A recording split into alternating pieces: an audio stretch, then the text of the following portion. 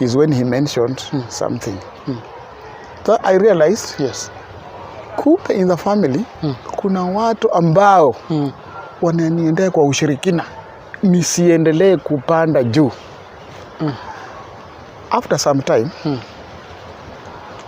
can you imagine? It is broad daylight. Anagiza ingie tu mara moja, pap! Na uone kila kitu hakuna. I saw a woman who came in the compound, in our compound. Yeah. Akaenda around, akimwaga madawa, akimwaga mpaka kwa nyumba yangu, akazunguka hiyo. And I was surprised. What? Just disappeared. What? Instead, I saw a very huge person. Just almost that level of that these branches, with a very big cap, kofia. Then I heard, now this one is spiritual now. That person never talked to me, but looking at me like this. What? You are going to be sacrificed. What? You are going to be sacrificed. If you are not careful, you are going to be sacrificed. What? And if you not go away, you will be sacrificed. You are being taken for sacrifice. What? Hi guys, and welcome back to Untold Online Stories, where we bring true stories. And today we have a brother who has a shocking story. He was here, by the way, last time, and he talked about our lives. Our lives is 100% spiritual. That's what he said. So he's here to talk about witchcraft and monitoring spirits in his life to you. Without wasting so much time, let's start our show. Hello sir, how are you? Fine. Karibu sana kwa show. Thank you. Nimefurahia vile umeweza kujitokeza mara ya pili. Asante. And I believe through your life experience, some other people out there, they are going to learn from you. Thank you. So without wasting so much time, let's start our show. Introduce yourself please to our viewers. Yes. Good afternoon, viewers. My name is James Ashia Sahulu. I come from western part of Kenya, in Kakamega County, Kwesero constituency. I was here some times back, but due to some illness, I was unable to come back again. And I thank God I'm now here today. As I said last time, our lives, all human lives, is 100% spiritual. This, it can either be Holy Spirit or evil, but all is 100% spiritual. And if you want to know it's 100% spiritual, wherever you are, sleeping, walking, sitting, even in a gathering, even in a church or in any congregation, you will realize that sometimes you go off mind and you find yourself in your own inside meeting or discussion. Ask yourself, why do you find yourself just inside yourself talking when, or listening to yourself, but not listening to that, what is going on? And do this, watch this to so many people. Even you will find sometimes some people in a meeting, or even in a congregation, or even in his own house, or sitting anywhere. Even you, the presenter, you can find yourself, I'm talking to you, but you are elsewhere. Meaning you have already been carried off spiritually. And this one happens. When I was here, I had touched here and there. The reason for my touching was that you realize from where I started and where I am up to now. As I introduced myself last time, I said like this. My life, or my life space, or my stay, or my life was really discovered when I was still in my mother's womb.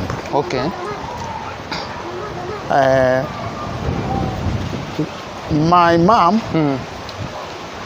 helped certain old man, as I was told. Yes. It had rained, and I don't know what took place. And she decided to help that old man. Yes. Then this old man prophesied and said that, young lady, I can see you having a womb. And you are carrying a baby boy. Okay. And this baby boy will be a great leader. Yeah. Will be what we call in English, in Swahili, mfalme. Mfalme. A leader. So that story spread. Yes, not so many people had known that my mom was carrying me by that time. Okay. When she gave birth to me,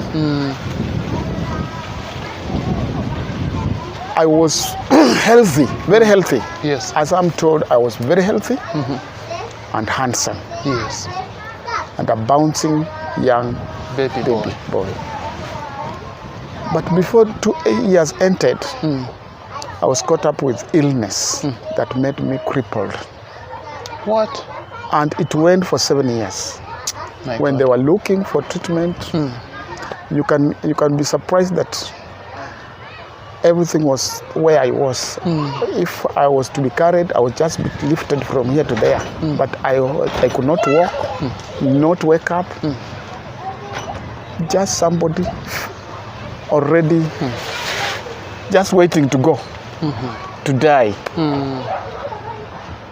But after 7 years, I recovered. How did you recover? They were seeking treatment here and there. So my mother, my dad, my uncles, my grand really struggled. What was the problem? It was like polio, but not polio really. They were in several hospitals because I'm only being told. You know, at that age, you cannot realize anything. Yes. They went to several hospitals. They went to several places. Yeah. They went even during those days went for prayers. Even they looked for me to shamba. Hey. to give you? Sure. Yes. I'm told like that. I'm told, not that I knew. You are told. I'm told. And they say, oh, you remember, you used even to lose your weight on us. Urinating, everything. The stools on us, everything.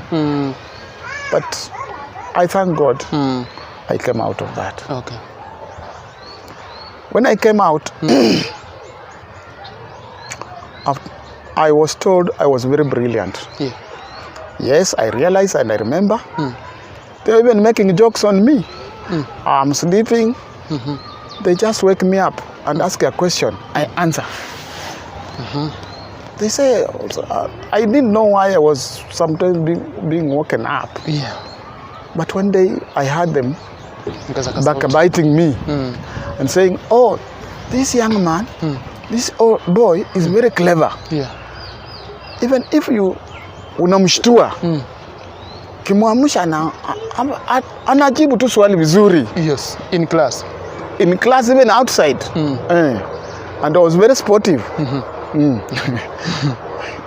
I like running. Yeah. So in class, I was doing well. Yeah.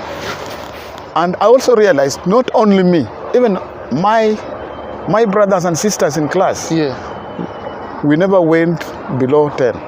Mostly we were 5 and above. Okay. And I remember I was between 1 and 3. And I also remember my brother, one day he was number 3. He had to tear up his report because he had done poorly. So because of that, of our good learning and best in classes, our aunts, my sister's mother, my mother's sisters, and mother's brothers took care of us very much. Okay. Because our father was born with a single mother. Yeah. The mother went away, and he came back. So, and his father had 4 wives. Yeah. So you can see that kind of family. So when we grew up, I had explained during that time, but this is just a summary. Yeah. I remember when I joined secondary, because when I was in primary, they were saying, oh, you are just a secondary material. So I joined, and I joined one of good schools, that was Butere Boys. Yes. And I remember when I was in Form 3, Yeah. we had visitors from America. Okay. And they were students, and they selected people to take round during, that was when we had closed school, second term. Yeah. So I was given 3, 2 boys and 1 girl. Yes. And we stayed with them. And you can realize, you can be surprised. Yeah. Our house was leaking. We had a leaking roof. But I stayed with them. We stayed with them. Yeah. Because we were told, the way you are staying, that's the way you will stay. The way you do, they should learn and know exactly what. So as we were there, they very much got interested in me. And as they were writing their summary reports, I also learned something that shocked me. That these people wrote very funny things about our country, including the airport. Yes. Including the airport, of which I had not seen. I was just at home. They said they landed in an airport that was in a bush. Wazungu na wao. In a bush. And I read that report. And this shocked me and shocked to say, is this my country? Your airport? Yes. Our airport? Yes. And that's where something to do with the leadership started in me. Okay. That I must save my country, not to be to have such a kind of a thing. To save your country from bush, or to do what? To save my country to become a good country. From bush? From a bush. From a bush. From being abused. Sincerely speaking, I was in Form 3, but that report touched my heart. Okay. Till today. Till today. And I said, I must work hard. To change your country. To change my country. That report changed my mind. And it shocked me. But on the other hand, these people were very much happy with me. They said, you are very much intelligent, and we want you to go with us to America. Or when we reach there, we want to take you to America. You go and study what do we call it? Not intelligence, really, but anyway, I'm forgetting. But it's part of psychology. Okay. Psychology. That time I'm wondering what is psychology. Yes. But they say I'm very intelligent and I can do psychology very well. Yes. They want me to go to America. And even they wrote the report to their country that we have found somebody in Kenya, a young student who is now doing Form 3 and who can do well in psychology. Okay. But because I had nobody to fight me more than that, when they went, I had nobody to follow this. Yeah. So I never went to follow the process. Yeah, the process. As these people went away, because we only stayed 2 weeks, and you know, holidays are long.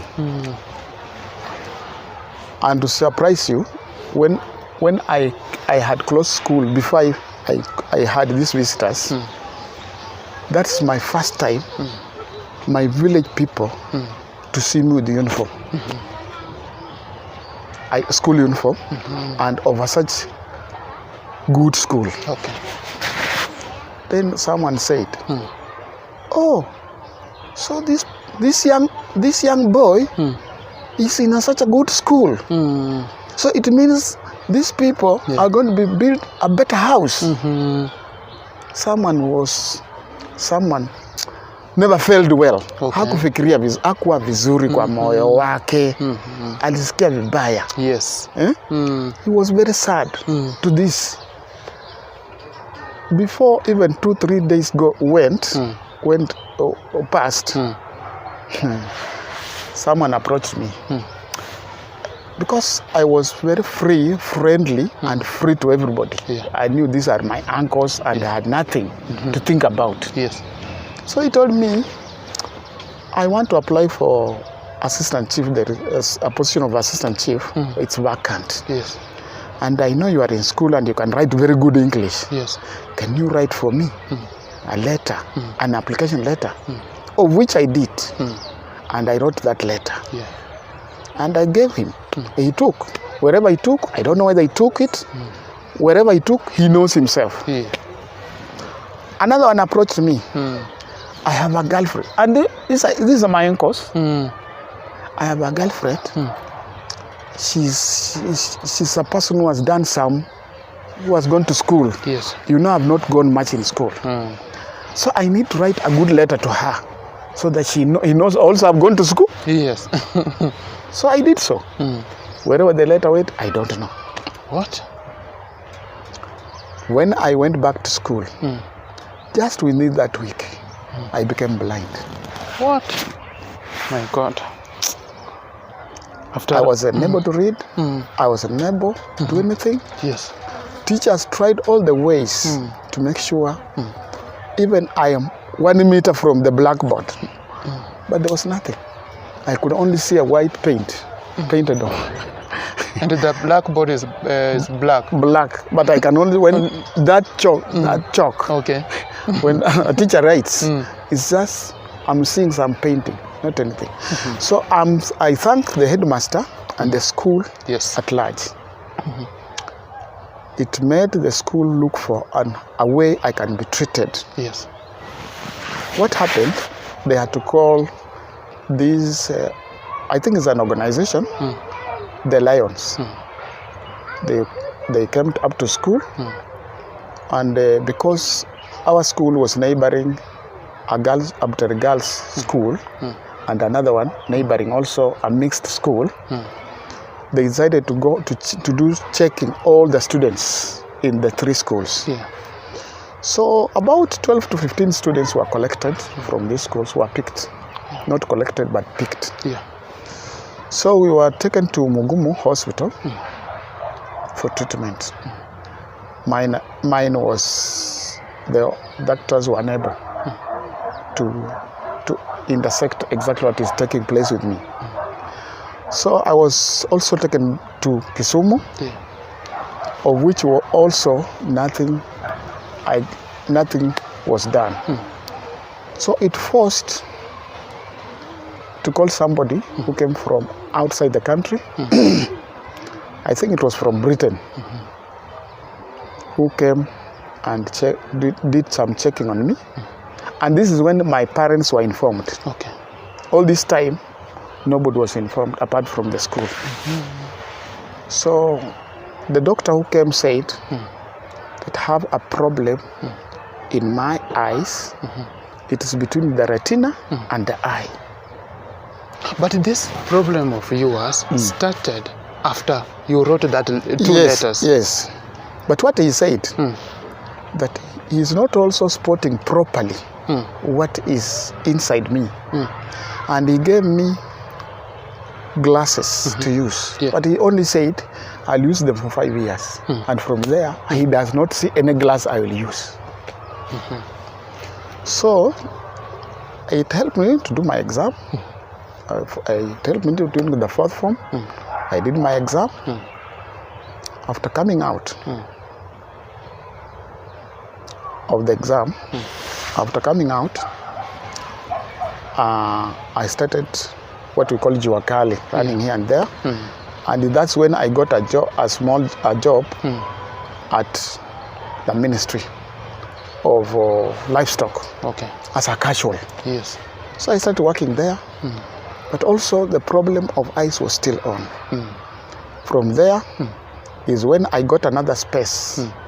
I did some interview which was gazetted, which was in the newspapers. So I got some chance. I went and did the interview. And remember, as I was at the livestock, I had a girlfriend, and I remember I mentioned that. Yes. And because I was rivaling, I didn't know that I was rivaling somebody, a big boss, a boss. Yeah. So I was just being called David Goliath, that David is fighting Goliath. So I didn't know. The end of the day, we were sacked, plus the lady. And that's when I got some chance.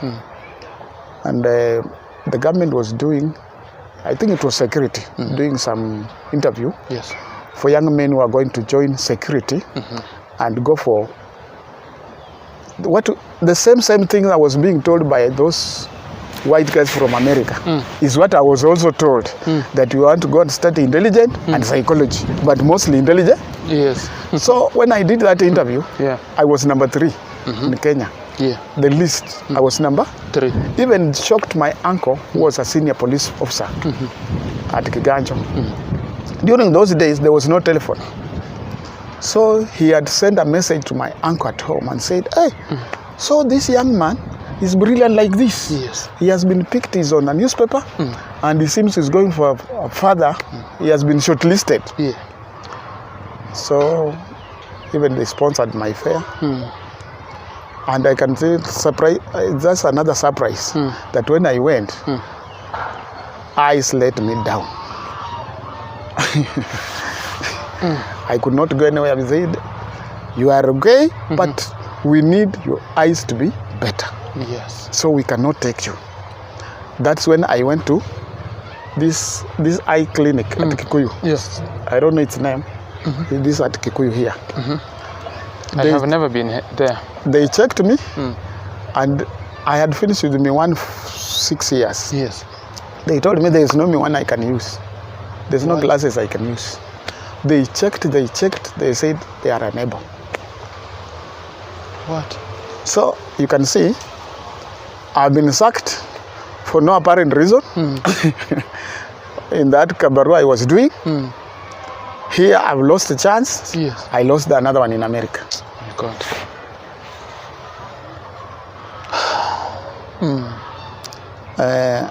I hope when last time I said about how I started politics, how I met Shikuku, yes, and how I was arrested because of being found addressing a rally. Yeah. A rally that I only went in to address and with a microphone. Yes. And you know, the spirits of saying, asking myself, how can visitors come in Kenya and say they landed in a bush, was still affecting my heart. I must change. So politics was the only way I could start changing my country with. When I was in school, I was arrested. We were 3 young men, but we were released. Okay. From there, I joined several. From there, I started trying my way of life. Because now I've not joined. I joined Kiwakali. Yes. I started learning maneno ya ujenzi. Yes. Nikajifunza. Apart from that, I also joined music. I wanted to become a musician. Do you know, I got another chance of going to Germany. Yes. Some people came from there and said, we need this man to go. A few guys went, but I didn't go. Yes. Also, that thing failed. Of going to Germany. Because of music, not because of anything. Music, of which I had also gone in. Yes. And in fact, I wanted to form an orchestra. Okay. But because I had no money, and that time, it's not like this time when they say Musani. Although I don't like that name Musani. Kwa nini? And you are all of musicians are called Musani. No, they should call musicians an English But name. Musani is a Swahili name. Musani is a Swahili name, yes. Yeah. But what is kusani? Sio kuimba? Not kusani, Musani. No, Musani ni kama kusema mashairi. Ni kama mashairi, ni kama, lakini kuimba, hiyo ni kuimba. Huyu ni mwimbaji, sio msanii, ni mwimbaji. Yes, huyu ni msanii wa mashairi. Ndio unaona vijana siku hizi, hai. Hata hakuna kitu wanaimba. Because they are only wasanii. It's not singing. Singing has gone. It's not there. So I wanted to become a musician. Okay. And I wanted to have an orchestra. But because I had no cost, when I looked at the cost during that time, I realized I can't. Then I changed my mind to construction. Yes, construction I raised up. As I was raising in politics, I was raising in construction. Okay. I raised in politics, I raised in construction. I can tell you, I was on a very high demand everywhere. Yeah. And that one also engaged me to think I can help my community, my family. Yeah. So my cousins, my what, all that came, I was just taking them, okay, we do this. Do you know, even I had a room for them to be sleeping so that they don't loiter here and there. They have somewhere, they have some security, or they are secured. A place to sleep. To sleep. Little did I know that I was also being monitored. You know, there are two ways of monitoring. That one that is, you are monitored spiritually, and you are remote controlled, and that's when physically monitored. So I didn't know that the two were working on me. Both monitoring spirits and witchcraft and people. Yes. So Kumbe report was just going at home. Okay. So the people, you mean this boys? It took some people to come and see. Even they were visiting me, and you know, those days, these Asians really liked me, and I was already now a foreman on site, several sites, or supervisor sites. Watu wanataka kujua how monitoring spirit and witchcraft affect your life. Okay, now I'm coming there. Yes. So as they were coming to see me, that's when they engaged themselves much. How do we go about this young man? We don't want to grow. And at the same time, I was in politics.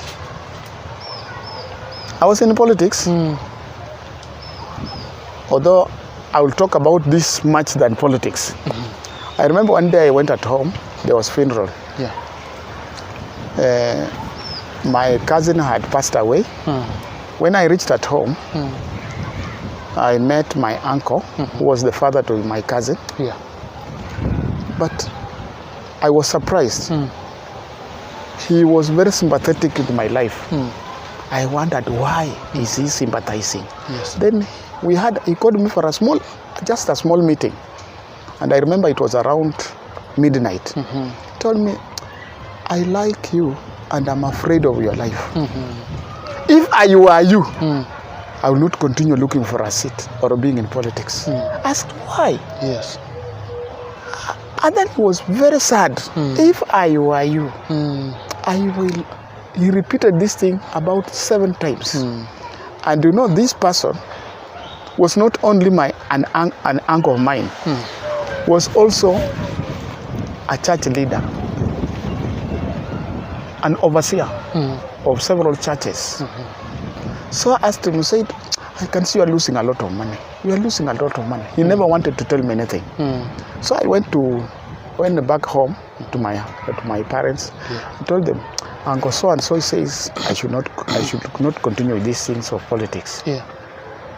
They told me, no, if God has granted you, continue. Yes. So I had that grant. I came back. That's when I started seeing different things. Okay. Fights, in politics, of which I will not say much. There's a time when I'm going to talk about it. Okay. So one day there was funeral here. He came. And I remember as we were in that funeral is when he mentioned something. So I realized, kumbe in the family kuna watu ambao wananiendea kwa ushirikina. nisiendelee kupanda juu. After some time, can you imagine? It is broad daylight. Anagiza ingie tu mara moja pap. Na uone kila kitu hakuna. So how? Yani whatever you are doing, the way you are doing like this. Yes. One day unaamuka tu, you are come here. You wait for nobody and you don't see anybody. You don't know where people have gone. Yeah. No communication. Yes. You don't know what is happening. Yes. Everything is failing. That's how it started with me.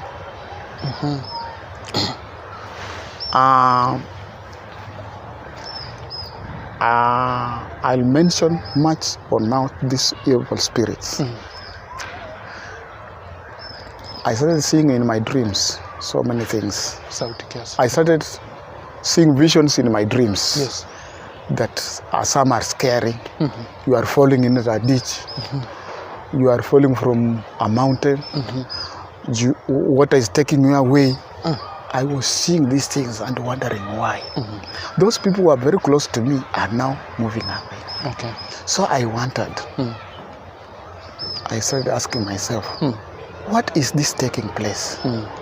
Even I approached prayer. I started, God, what is happening?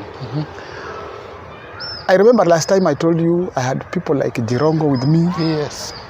Even I used to go, I was even a secretary general, not secretary general, sector of that area of Langata, Kanu.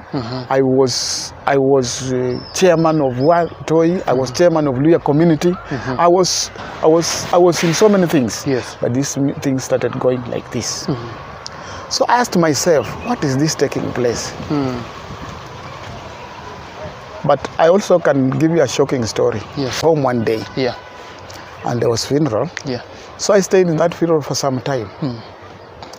As I was coming from that to go back home to sleep. Yeah. It was neighboring.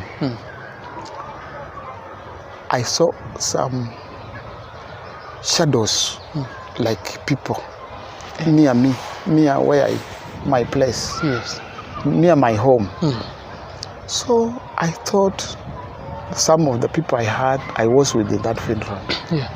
So I called and I thought one of them was my brother. Yeah. So I called the name of my brother, so and so. But instead, I was caught tight. What? Nikafungwa mikono, nikafungwa miguu, nikalazwa hivi, nikawekewa panga hapa kukatwa shingo. What? Oh my God. So, can you imagine? Sikupiga nduru. Yes. I didn't shout. Instead, I laughed very hard. And then asked, what are you people doing?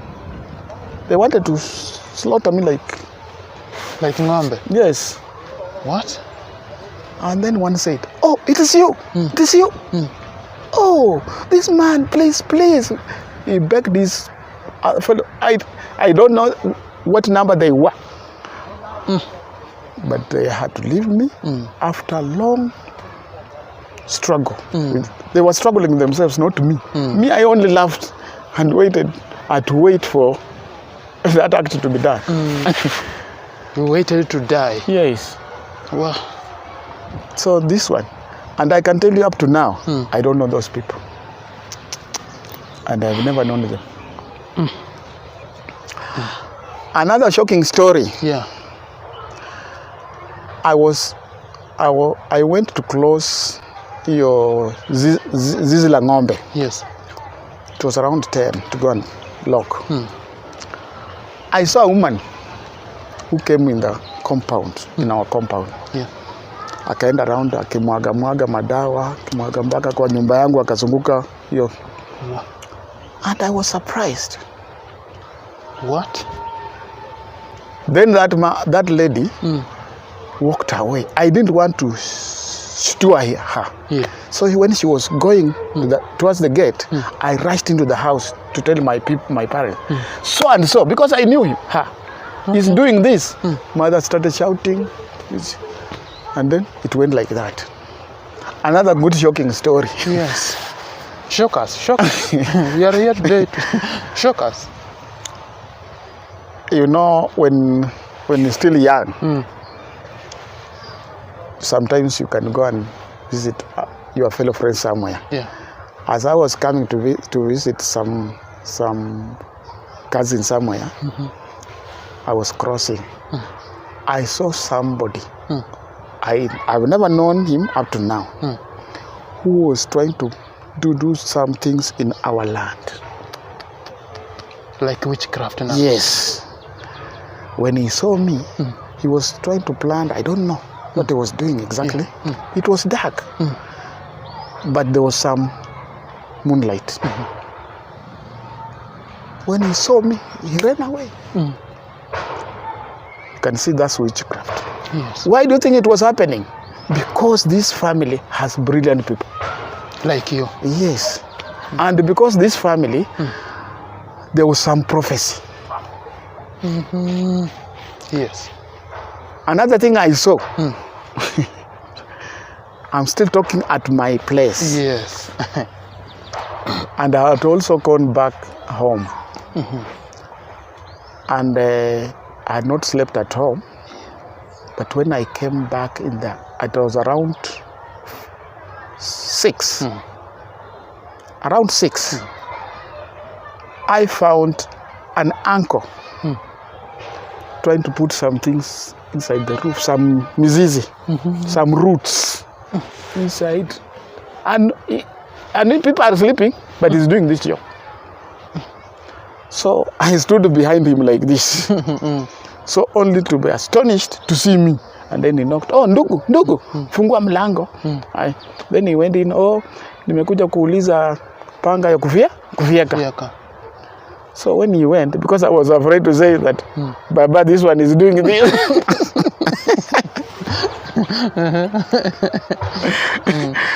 Then when he went, I told him, you see, this cousin of yours was doing this at the door. But when he saw me, he was shocked, and in fact, created another story. Yes. So when they went, they saw some things were put there. What? Yes. You can see, is that not witchcraft? Witchcraft. What? So those are the things I experienced that time. Okay. Now, I personally, as I was here in Nairobi, Mombasa, where things are now going like this, but I was getting some job I could do, but the money goes like this. It reached a time, I had so many friends, and I can tell you, eating became a problem also. I could only look for 2 bob to buy a bread to eat. In those days? Yes. Even eating was a problem, everything was a problem. Even to sleep. And nilipitia mateso. Tell us. Unaenda kuishi na mtu. Next day anakuambia iti mwenyewe utakuwa unatafuta. Hata akakula nyama unamwangalia tu. Another thing, I remember I went to stay with my friend. A cousin of mine, who is a lady, one day he came in and told me, unanizuia kukaa kwa hii nyumba. I didn't know they were boyfriend and girlfriend. And she threw my things out. So I had to loiter here and there, not knowing where to sleep. I've been done several issues. Hata mwingine akachukua vitu zangu akaenda nazo nyumbani. Na bike vile nilivyo. So I decided to look for how to stay. Hata nakumbuka nilipia my cousin mwingine nyumba, alikuwa hana rent, tukae na yeye. After 2 days akanifukuza akasema, go and look for a house. I went to another friend, akahama, akamlipia, akahama, akaniwacha kwa nyumba. But now, because I had brought my brother, so from there I decided to start having my own house. So when nilikuwa na nyumba yangu, that's when something came in now. Sasa nilikuwa naonyeshwa ndoto hii na hii na hii. Mambo mazuri mengine mabaya. So one day nilikuwa nimelala with my 2 brothers. Tulikuwa tunaishi na my 2 brothers in that house. My grandfather ambayo in my life I only saw him 3 times. Yes. First time I saw him when because he was in Tanzania. He was an engineer in Tanzania, electrical engineer, and he was staying in engineer, but he had come.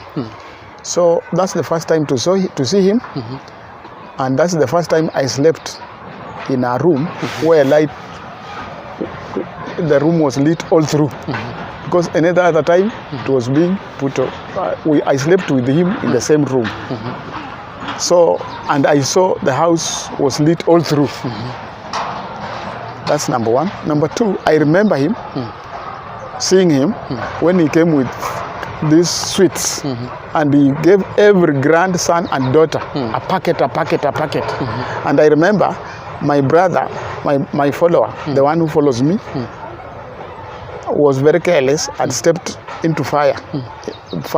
He was burned by fire. Instead of this old man sympathizing with him, he had to beat him. I remember that time I saw him when he's dead. That was only 3 times in 3 different years. Yes. And I couldn't recall him well. My grandfather. Yes. The one who gave birth to my mother. Ya kushangaza, he came in my dreams. And then he was crying and saying, my first grandson, umeteseka sana. Yes. And I'm not happy na kuteseka kwako. Yes. Na siko happy na wale wanakufanyia mabaya. You are not supposed to be like this. Umeteseka sana. Then akanionyesha palm hivi. Na akalamba hivi. Na akaniambia lamba. It was this one. Kalamba. Akaniambia, unaona ule msichana yule? Do you know that? Do you see that girl? Nataka umchukue na muoe akwe bibi yako. Yes. Na akishaoa nitakuelezea. So I stayed 3 months. One day we were just young 3 men sitting somewhere. Yes. A lady passed. And then these 2 gentlemen said, this young guy said, oh, this girl is very beautiful and nice. Yeah. They commented. I never commented anything. And then they, hey, James, so titie msichana. So I went to call that girl because they had said me. Yes. When I stopped this girl, as I talked and said, before even I said anything, looking behind, nobody was there. They had run away. I wondered why this guy sent me, and then they have run away. Yes. So the lady asked me, why have you called me? I said, oh, I saw you passing, and I decided to talk to you. Yes. So I talked to her. So as we were talking, another old woman passed and went, passed us, and said, just greeted us and passed. So as we talked, this lady went. We had known each other. And I went back. Now, after 3 days, this old lady asked me, hey, I saw you talking to that lady. So you know her? I said, no, I don't know her. That was my first time. We just greeted. So, huyo kwetu, huyo ndio msichana tumeheshimu. The best lady we have in our village. Na huyo, Mungu ambariki apate mwanaume ambaye atakaa na yeye mzuri. Asipate mwanaume. So after when she talked like that, nikawa impressed. Nikawa na feeling I should look for this lady. I looked for her, but I never saw her. After 1 month is when I reached where she was staying with her cousins, but she was not there. So I said I wanted to see her. I introduced myself and requested to see her. And they told me they'll tell her to come. So you married a girl who your grandfather told you to marry. Now, when she came, we talked and then we agreed. 3 days in our stay, her grandmother came to her dreams and told her, my granddaughter, yes, this is the person I've given you to marry. I've granted. So she wrote a letter to her parents. 7 days later, my grandfather came and told me, thank you for doing what I wanted you to do. Your dead grandfather? Yes, the same who told me that now, stay in peace. There are so many things he told me. And to be sincere, our lives started well again to raise. You told us in last episode that witches blocked riches and money. Tell us about that. That's where I'm going. Our life raised like this again. And that's now when I became to be known almost everywhere. And she was very much happy now. I came back to my place and money started coming in. Little did I know that now these people are going deeper and deeper into this game. These things started blocking again. And also light went off again. There is a day. I don't know if I told you about my uncle. I talked about last time. I had a dream of my uncle. He came and told me, we met on the way, and told me that in his family, a boy child has been born. But there's no food to give this child. So nishike kuku nimpelekee ili mama na ule mtoto wapate chakula. So I never said anything. So I went. Nikapita tu. Nikajikuta somewhere in an area of a very big ocean. Not even a lake, ocean. Lakini kuna daraja katikati. So nikisimama hivi, I was holding a luggage of a blanket. And I had my brother and another young man. As I was doing so, as I was watching or looking at the ocean, and we were crossing, and also with my brother, he's late. Your blanketi ika drop inside the ocean, lakini ikaishika hivi by bad luck. Tulifurutana nayo, after the waves were almost taking us. A friend of mine came quickly na akatushika tukapuruta mpaka ikatoka. To remove this, friend of mine akasema, James, unajua hii blanketi unashika hii si ya kufunika tu wewe peke yako. Hii ni blanketi ya kufunika a very big community. Na tungewachilia iende. Tumefanya bidii mpaka itoke. Na Mungu atubariki. Akubariki sana. Atungepata ye. Within 2 minutes nobody was there. I was there alone. Hakuna ocean, ni kiwanja. Something surprising. Kumbe ikuwa ocean. It was a sewage. What? Blanket ilikuwa imeanguka kwa sewage. Sasa akasema afadhali hata tuoshe tukwe. The blanket hata ile kitu iliosha I don't know. Nimeishika. Huyu uncle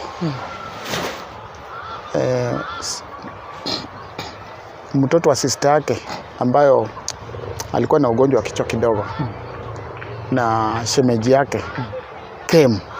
Akasema kama wewe umenyakua hii blanketi imekurudia, hii ni baraka kubwa sana. Sasa itazidi kufunika watu wengi. Sio kwa sababu hii blanketi yako si ya mtu mmoja. Na unajua sababu gani uncle alikuwa anataka ulete kuku? Hauna mtoto mvulana ambayo ataridhi na kule yoku.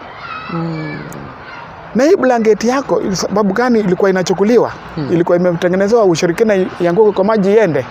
Kwa sababu hauna familia ya kutosha ya kufunika. As I'm talking like this, nilisema last time, niko na watoto 5 ambao sijawaona. Nilizaa kwa different mothers.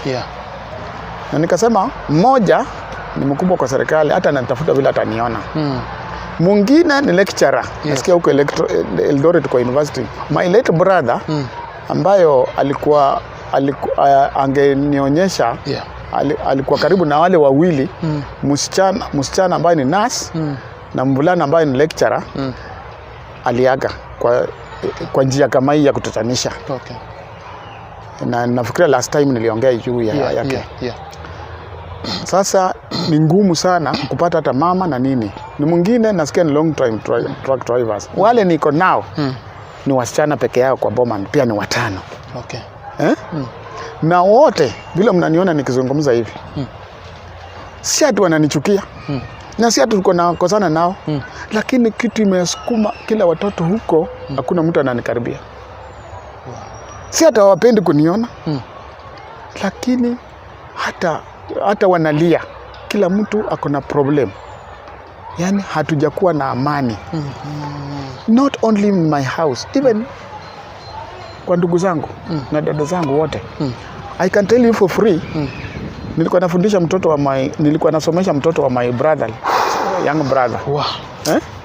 Na akachukua medicine university. Ndio mambo yangu ilikatika kabisa, asome hakuenda.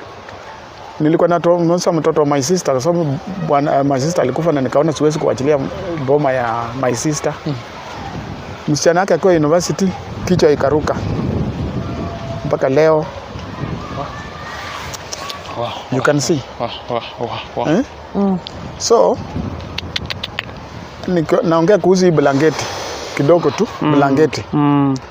Wakaniambia blanketi yako hii uko na baraka kwa sababu ulikuwa umetengenezewa. Unajua ni ndoto. Ili usiwe na mtu kwa sababu wewe hawawezi kuachia hiyo vitu ukae nayo. Lazima I was having a construction. Nilikuwa nafanya kazi ya ujenzi mahali. That day nilikuwa na maneno ya koroga. Can you imagine? Ilikuwa foundation strip. Mashini kitu ilisukuma kutoka huko na hii shimo ilikuwa 3 meters deep. One of the boys mwenye alikuwa ananisaidia kufuruta hii blanketi alikuwa huko akafunga chuma chini. Alikuwa huko chini na wengine. Nakwambia ukweli. Hiyo mashini ingeua watu 10. Kwa hiyo shimo. What does that one mean? Sini ushirikina ile nilikuwa naonyesha usiku.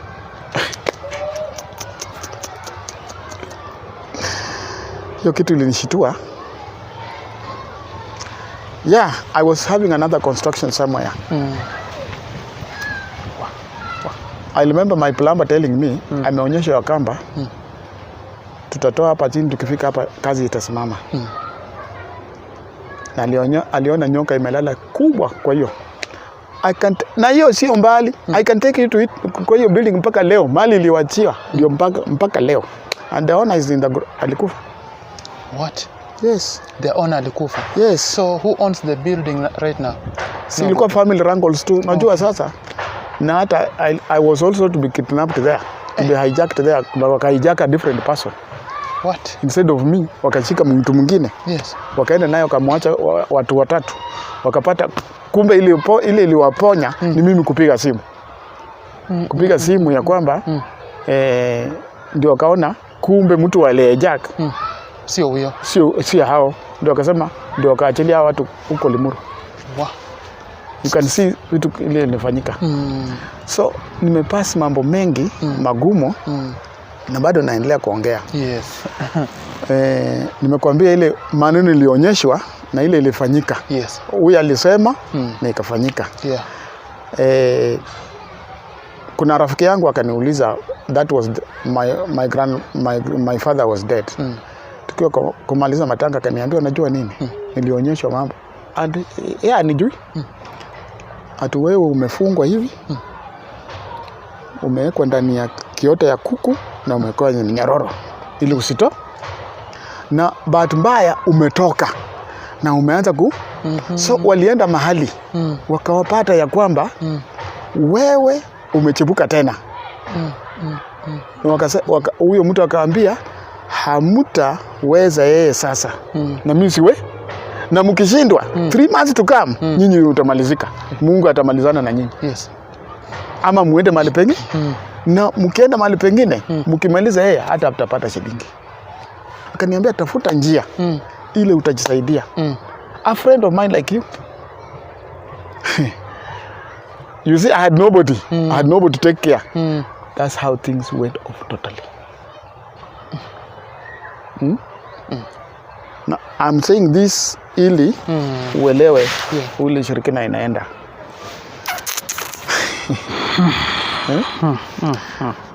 Now, maneno yangu ya siasa. Acha niguze kidogo kabla nirudi pande ingine. Katika meeting zangu za siasa, nilikuwa meeting siku moja. Siku moja. Tulikuwa kitu saa 4 ya mchana. Yeah. During the day, and we had a very serious meeting, political meeting. Yes. In a closed door, and we are so many people. Not so many people, just like a congregation. Yeah. But tulikuwa watu selected. Yes. Some leaders. What surprised me, I was sitting like this. I don't know whether I was dreaming. I don't know what was real. And I've never known even up to now. One of the people sitting in front of me just disappeared. What? Instead, I saw a very huge person. Just almost that level of these branches. With a very big cap. Kofia. Then I heard, now this one is spiritual now. That person never talked to me, but looking at me like this. What? And I don't know whether people in that meeting saw that person or they never saw him.